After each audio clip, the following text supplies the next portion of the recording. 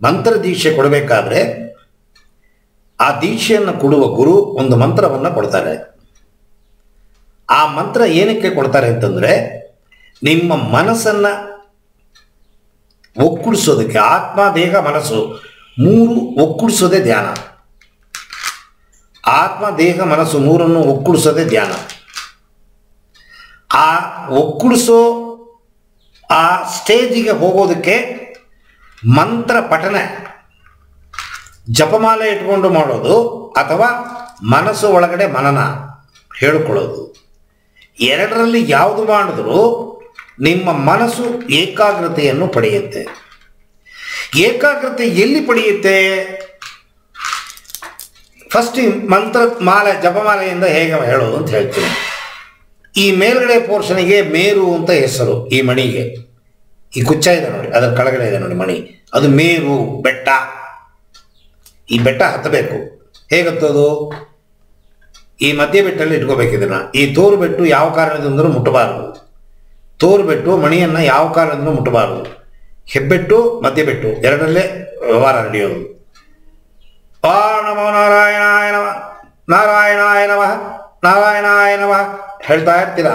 ನಾರಾಯಣ ನಾರಾಯಣ, ನಮಃ ಶಿವಾಯ ನಮಃ ಶಿವಾಯ ನಮಃ ಶಿವಾಯ ಬಂತು, ಮೇರು ಬಂತು. ಹೆಬ್ಬೆಟ್ಟಲ್ಲಿ ಮೇರುನ ಅಮುಕ್ತೀರಾ. ಈ ಮೇಲಿರೋ ಈ ಭಾಗ, ಈ ಉಗುರು ಕೆಳಗೆ ಬರಬೇಕು. ಕೆಳಗೆ ಬಂದ್ಬಿಡ್ತು ನೋಡಿ. ಈ ಉಗುರು ಮೇಲೆ ಕಾಣ್ತಾ ಇದೆ, ಆಕಾಶ ನೋಡ್ತಾ ಇದೆ, ಅದು ಭೂಮಿಯನ್ನು ನೋಡಬೇಕು. ತಿರುಗಿಸ್ಬಿಟ್ಟೆ. ಈಗ ಎತ್ಬಿಡಿ ಕೈಯನ್ನು. ಎತ್ತುಬಿಟ್ಟು ಈ ಮಧ್ಯ ಬೆಟ್ಟನ ಒಳಗೆ ಬಿಡಿ. ಈ ತೋರು ಬೆಟ್ಟು ಮುಟ್ಟೋದೇ ಇಲ್ಲ, ಮಧ್ಯ ಬೆಟ್ಟು ಬಂತು. ತಿರುಗಿ ನಮಃ ಶಿವಾಯ ನಮಃ ಶಿವಾಯ ನಮಃ ಶಿವಾಯ ನಮಃ ಶಿವಾಯ ನಮಃ ಶಿವಾಯ, ತಿರುಗಿ ಮುಗೀತು. ತಿರುಗಿ ಮೇರು ಬಂತು. ತಿರುಗಿ ಮೇಲುನ ಹಿಡಿದೆ, ಹೆಬ್ಬೆಟ್ಟನ್ನು ತಿರುಗಿಸಿದೆ, ಬಂತು ಕೆಳಗಡೆ. ಬಿಟ್ಟೆ, ತಿರುಗಿ ಒಳಗೆ ಹಾಕಿದೆ. ಈ ಅದು ಯಾವುದೇ ಇರಲಿ, ರುದ್ರಾಕ್ಷಿಯೋ ತುಳಸಿ ಮಾಲೆಯೋ ಒಂದು ಬ್ಯಾಗ್ ಒಳಗಡೆ ಹಾಕಿ ಇಟ್ಕೋಬೇಕು. ಇದಕ್ಕೆ ಧೂಳು ಬಿಡಬಾರದು, ಗಲೀಜು ಕಂಡ ಜಾಗದಲ್ಲಿ ಇಡಬಾರದು. ಪವಿತ್ರ, ಇದು ಭಗವಂತನಿಗೆ ಸಮಾನ. ಸೊ ಇದನ್ನು ಒಂದು ಬ್ಯಾಗ್ ಒಳಗಡೆ ಹಾಕಿ, ಅದು ಸ್ವಚ್ಛವಾದ ಬ್ಯಾಗ್ ಒಳಗಡೆ ಹಾಕಿ ಇಡಬೇಕು. ಇದು ಮಂತ್ರ ಜಪ ಮಾಡಬೇಕಾದ್ರೆ ನೆಲನ ಮುಟ್ಟಬಾರದು. ನೆಲದ ಮೇಲೆ ಒಂದು ಬಟ್ಟೆ ಹಾಕಿ, ಇದು ಏನಾದ್ರು ನೆಲ ಮುಟ್ಟೋದಾದ್ರೂ ಕೂಡ ಬಟ್ಟೆ ಮೇಲೆ ಬಿಡಬೇಕೆ ಹೊರತು ಭೂಮಿಯನ್ನು ಡೈರೆಕ್ಟಾಗಿ ಮುಟ್ಟಬಾರದು. ಈ ಜಪಮಾಲೆ ಮಾಡಿಬಿಟ್ಟು ಅದನ್ನು ತೊಗೊಂಡೋಗಿ ಒಂದು ಬ್ಯಾಗ್ ಒಳಗಡೆ ಹಾಕಿ ದೇವರ ಮನೆಯಲ್ಲಿ ಯಾರು ಮುಟ್ಟದೇ ಇರೋ ಜಾಗದಲ್ಲಿ ನೇತಾಕ್ಬಿಡ್ಬೇಕು. ಕೆಲವರು ಕತ್ತಿಗೆ ಹಾಕೋತಾರೆ. ಕತ್ತಿಗೆ ಹಾಕೊಳ್ಳೋ ಮಾಲೆನೇ ಬೇರೆ, ಜಪ ಮಾಡೋದಕ್ಕೆ ಉಪಯೋಗಿಸೋ ಮಾಲೆನೇ ಬೇರೆ ಅಂತ ಎರಡು ಮಾಲೆ ಇಟ್ಕೋಬೇಕು. ಕತ್ತಿಗೆ ಹಾಕೊಳ್ಳೋದ್ರಿಂದನೂ ಉಪಯೋಗ ಇದೆ, ಆದರೆ ಅದನ್ನೇ ಇದಕ್ಕೆ ಬಳಸಬಾರ್ದು. ಯಾಕೆಂದರೆ ನಮ್ಮ ದೇಹದಲ್ಲಿ ಬೆವರು ಬರುತ್ತೆ, ಕಂಡ ಜಾಗಕ್ಕೆ ಹೋಗ್ತೀವಿ, ತಪ್ಪು ಮಾಡ್ತೀವಿ, ಟಾಯ್ಲೆಟ್ಗೆ ಹೋಗ್ತೀವಿ. ಅದರಿಂದ ಅದೇ ಬೇರೆ ಇದೇ ಬೇರೆ ಇಟ್ಕೋಬೇಕು. ಆ ಥರ ಇದನ್ನು ಒಂದು ತಿಂಗಳಿಗೆ ಒಂದು ಸತಿ ನೀವು ಇದನ್ನು ಕ್ಲೆನ್ಸ್ ಮಾಡಬೇಕು. ಹಾಲಲ್ಲಿ ಹಾಕಿ ರಾತ್ರಿ ಇಟ್ಬಿಟ್ಟು ಮಲ್ಕೊಂಬಿಟ್ಟು ಬೆಳಗ್ಗೆದ್ದು ರನ್ನಿಂಗ್ ವಾಟರಲ್ಲಿ ತೊಳಿಬೇಕು. ತೊಳೆದ್ಬಿಟ್ಟು ಟಿಶ್ಯೂ ಪೇಪರಲ್ಲಿ ಒರೆಸ್ಬೇಕು. ಅದನ್ನು ಬಟ್ಟೆಯಲ್ಲಿ ಒರೆಸ್ಬಾರ್ದು, ಟಿಶ್ಯೂ ಪೇಪರಲ್ಲಿ ಒರೆಸ್ಬೇಕು. ಒಂದು 15 ಡೇಸ್ ಒನ್ಸೋ, ತಿಂಗಳಿಗೆ ಒಂದು ಸತಿನೋ ಸೀಸನಿಂಗ್ ಮಾಡಬೇಕು. ಕ್ರಿಕೆಟ್ ಬ್ಯಾಟ್ ಸೀಸನಿಂಗ್ ಮಾಡ್ತಾರೆ ನೋಡಿದ್ದೀರಾ? ಸಣ್ಣ ಸಣ್ಣ ತೂತ ಹೊಡೆದ್ಬಿಟ್ಟು ಆಯಿಲ್ ಹಾಕ್ತಾರೆ ಅದಕ್ಕೆ. ಅಥವಾ ಇದನ್ನು ತುಪ್ಪದಲ್ಲಿ ನೆನೆಸ್ಬೇಕು. ಹಾಲಿಂದನೇ ತುಪ್ಪ ಬರೋದು. ತುಪ್ಪದಲ್ಲಿ ನೆನೆಸಿದ್ರೇನೋ ಹಾಲಲ್ಲಿ ಎರಡು ಒಂದೇ. ರುದ್ರಾಕ್ಷ ಮಾಲೆಯನ್ನು ರಾತ್ರಿ ಹಾಲಲ್ಲಿ ಹಾಕ್ಬಿಟ್ಟು ಬೆಳಗ್ಗೆ ನೋಡಿದ್ರೆ ಅದು ಮೊಸರಾಗಿರುತ್ತೆ. ಸೊ ಹೀಗೆ ಮಾಡ್ತಾ ಇದ್ರಿ ಅಂತಂದರೆ ಧ್ಯಾನ ಮಾಡ್ತಾ ಇದ್ರಿ. ಧ್ಯಾನ ಮಾಡೋದು ವಿಧಾನಗಳು: ಫಸ್ಟು ಸ್ವಚ್ಛವಾದ ಜಾಗ ಇಟ್ಕೋಬೇಕು. ಆ ಜಾಗ ಬೇರೆ ಏನಕ್ಕೂ ಬಳಸಬಾರ್ದು. ಕಂಡ ಜಾಗದಲ್ಲಿ ಕೂತ್ಕೊಂಡು ಧ್ಯಾನ ಮಾಡಬಾರ್ದು. ಒಂದೊಂದು ದಿನಕ್ಕೆ ಒಂದೊಂದು ಜಾಗದಲ್ಲಿ ಕೂತ್ಕೋಬಾರ್ದು. ಧ್ಯಾನ ಮಾಡೋದಾದರೆ ಆಸನ ಇಲ್ಲದೆ ಧ್ಯಾನ ಮಾಡಬಾರ್ದು. ಕೆಳಗಡೆ ಒಂದು ಮ್ಯಾಟ್ ಹಾಕ್ಕೋಬೇಕು. ಮ್ಯಾಟು ಬಟ್ಟೆಯಾಗಿರ್ಬೋದು, ಚಾಪೆ ಆಗಿರ್ಬೋದು, ಏನೋ ಒಂದು ಭೂಮಿಗೂ ನಮಗೂ ಡೈರೆಕ್ಟ್ ಕಾಂಟ್ಯಾಕ್ಟ್ ಇರಬಾರ್ದು. ಧ್ಯಾನ ಮಾಡಬೇಕಾದ್ರೆ ಸ್ನಾನ ಮಾಡಬೇಕು, ಮಡಿ ಆಗಬೇಕು ಅಂತ ಅನ್ನೋದಿಲ್ಲ. Number 1, number 2 ಹೋಗಿರಬೇಕು. ಹೊಟ್ಟೆ ಖಾಲಿ ಇರಬೇಕು. ಅಪ್ಪಿತಪ್ಪಿ ಏನಾದರೂ ಪಾನೀಯಗಳು ತಗೊಂಡಿದ್ರೆ 1 ಗಂಟೆ ಆಗಿರಬೇಕು. ಸೆಮಿ ಸಾಲಿಡ್ ಫುಡ್ ತಗೊಂಡಿದ್ರೆ 2 ಗಂಟೆ ಕಾಲ ಕಳೆದಿರಬೇಕು. ಧ್ಯಾನ ಮಾಡಲು ಸರಿಯಾದ ಸಮಯ ಬ್ರಾಹ್ಮಿ ಮುಹೂರ್ತ, ಗೋಧುಳಿ ಲಗ್ನ. ಬೆಳಗ್ಗೆ ಸೂರ್ಯ ಹುಟ್ಟೋದ್ರ ಮೊದಲು, ಸಂಜೆ ಸೂರ್ಯ ಮುಳುಗೋದ್ರ ಮೊದಲು ಅರ್ಧ ಗಂಟೆ. ಧ್ಯಾನವನ್ನ ಪೂರ್ವ ದಿಕ್ಕು, ಉತ್ತರ ದಿಕ್ಕು, ಈಶಾನ್ಯ ದಿಕ್ಕು ಮುಖ ಮಾಡಿ ಕೂತ್ಕೋಬೇಕು.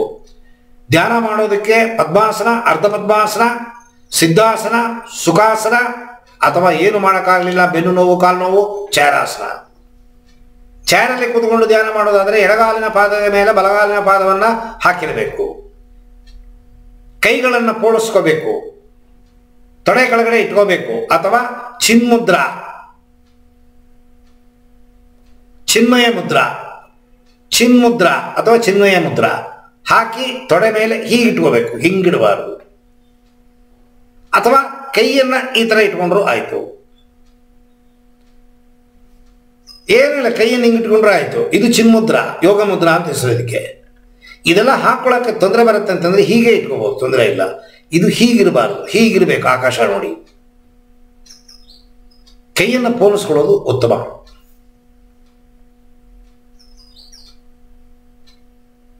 ನಿಮ್ಮ ಧ್ಯಾನ ಮಾಡೋ ಜಾಗನ್ನ ಯಾರಿಗೂ ಕೊಡಬಾರದು, ಬೇರೆ ವಿಚಾರಕ್ಕೆ ಅದನ್ನು ಬಳಸಬಾರದು.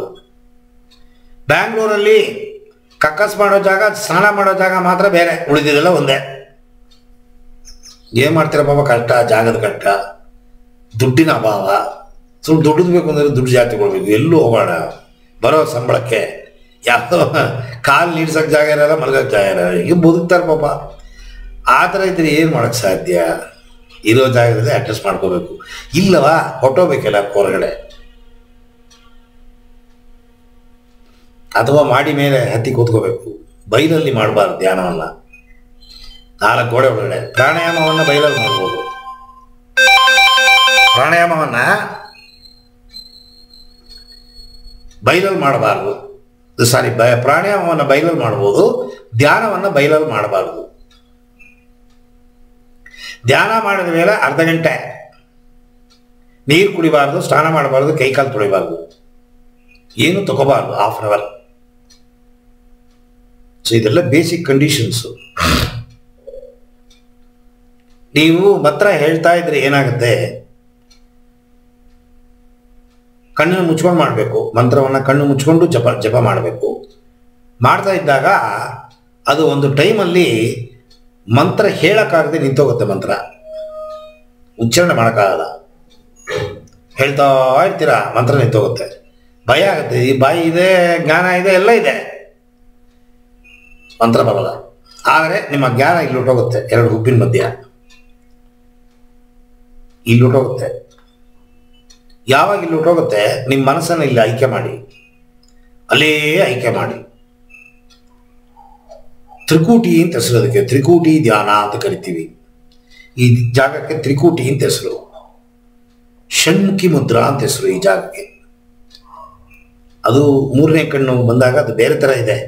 ತ್ರಿಕೂಟಿಲೇ ಮಾಡಬೇಕು, ಬೇರೆ ಥರ ಮಾಡಬೇಕು. ಅದು ಆಮೇಲೆ ಹೇಳ್ಕೊಡ್ತೀನಿ ಬೇಕು ಅಂದರೆ. 3ನೇ ಕಣ್ಣೆಲ್ಲ ತಾನಾಗೆ ಓಪನ್ ಆಗುತ್ತೆ, ನೀವಾಗಿ ಏನು ಮಾಡಬೇಡಿ. ಮನಸ್ಸು ಪವಿತ್ರ ಆದರೆ ಆಟೋಮೆಟಿಕ್ 3ನೇ ಕಣ್ಣು ಓಪನ್ ಆಗೋಗುತ್ತೆ. ಆದರೆ ಹುಚ್ಚುಚ್ಚಾಗಿ ಗಂಟೆಗಟ್ಟಲೆ ಮಾಡಿದ್ರೆ ಪವಿತ್ರ ಆಗದಕ್ಕೆ ಮುಂಚೆನೇ 3ನೇ ಕಣ್ಣು ಓಪನ್ ಆಗುತ್ತೆ. ಅದಕ್ಕೆ ಧ್ಯಾನವನ್ನು ನಿಮ್ಮ ವಯಸ್ಸೆಷ್ಟು ಅಷ್ಟು ಟೈಮು, 25 ವಯಸ್ಸು 25 ನಿಮಿಷ, 35 ವಯಸ್ಸು 35 ನಿಮಿಷ, 40 ವಯಸ್ಸು 40 ನಿಮಿಷ, ಅದರ ಮೇಲೆ ಮಾಡಬಾರ್ದು. ಧ್ಯಾನದ ಟೈಮನ್ನು ಹೆಚ್ಚಿಸ್ಕೋಬೇಕು ಅಂತಂದರೆ ನಿಮ್ಮ ಗುರುಗಳನ್ನು ಕೇಳಿ ಪರ್ಮಿಷನ್ ತಗೊಂಡು ಹೆಚ್ಚಿಸ್ಕೊಳ್ಳಿ. ಅವ್ರಿಗೆ ಗೊತ್ತು ಯಾವಾಗ ನೀವು ಮುಂದೆ ಹೋಗಬೇಕು, ಯಾವಾಗ ನಿಲ್ಲಿಸ್ಬೇಕು ಅಂತ ಗೊತ್ತು. ಧ್ಯಾನದ ಅನುಭವಗಳನ್ನು ಯಾರಿಗೂ ಶೇರ್ ಮಾಡಬೇಡಿ. ನಿಮ್ಮನ್ನು ಹುಚ್ಚ ಅಂತಾರೆ, ಮೆಂಟಲ್ ಹಾಸ್ಪಿಟಲ್ ತೊಗೊಂಡೋಗಿ ಹಾಕ್ಬಿಡ್ತಾರೆ ನಿಮ್ಮನ್ನು ಕೊನೆಗೆ. ಅವರು ಲೌಕಿಕ ಜೀವನದಲ್ಲಿದ್ದಾರೆ, ಅವರಿಗೆ ಗೊತ್ತಿಲ್ಲ ಇದರ ವಿಚಾರಗಳೆಲ್ಲ. ಅವ್ರಿಗೆ ಭಯ, ಎಲ್ಲಿ ಮಗ ಬಿಟ್ಟು ಹೋಗ್ತಾನೆ ಏನೋ, ಸನ್ಯಾಸಿ ಆಗ್ಬಿಡ್ತಾನೆ ಏನೋ. ಇಲ್ಲಿ ನಮ್ಮನೇಲಿ ನಾವು ಒಂದು ರೂಮಲ್ಲಿ ಮಾಡುವೆ, ನನ್ನ ಮಗ ಒಂದು ರೂಮಲ್ಲಿ ಮಾಡುವ. ನಾ ಕಣ್ಣು ಮುಚ್ಕೊಂಡು ಅವ್ನು ಮಲಗಿ ನಿದ್ದೆ ಮಾಡ್ತಾ ಇದ್ದಾನ ಅಂತ ತಿಳ್ಕೊಂಡ್ರೆ, ನಾನು ಎದ್ದೇಳುವಾಗಲೇ ಅವನು ಎದ್ದು ಕೂತ್ಕೊಂಡ್ಬಿಟ್ಟಿರುವ. ನಾನು ನನ್ನ ಹೆಂಡತಿ ಹೇಳುವೆ, ನಿನ್ನ ಮಗ ಧ್ಯಾನ ಮಾಡ್ತಿದ್ದಾನೆ ರೂಮಲ್ಲಿ, ತಲೆಗೆ ಕೆಟ್ಟೋಗಿದ್ದೇನೆ, ನನ್ನೇ ಹುಚ್ಚ ಮಾಡ್ಬಿಟ್ಲು. ನೋಡಿದ್ರೆ ಕೊನೆಗೆ ಬಿಟ್ಟುಬಿಟ್ರದ. ಬಿಟ್ಟು ಹೋಗೋದೇನು ತಪ್ಪಿಲ್ಲ, ಪುಣ್ಯ ಮಾಡಿದ್ರೆ ಮಾತ್ರ ಬಿಡಕ್ಕೆ ಸಾಧ್ಯ, ಎಲ್ರ ಕೈಲಿ ಬಿಡಕ್ಕಾಗಲ್ಲ. ನಾನೆಲ್ಲ ಮಾಡಿ ನಾನೇ ಬಿಟ್ಟೆ, ನಾನು ಇನ್ನು ಸೇರ್ಕೊಂಡೇ ಇದ್ದೀನಿ. ಪೂರ್ವಜನ್ಮದ ಸುಕೃತ ಇದ್ರೆ ಈ ಬಿಡುಗಡೆ ಆಗುತ್ತೆ, ಇಲ್ಲ ಅಂದ್ರೆ ಅಂಟಲ್ಲೇ ಇರ್ತೀವಿ ನಾವು. ಅಂಟಲ್ಲಿದ್ದು ಇಲ್ಲದೆ ಕಲಿಯೋದೇ ಜೀವನ.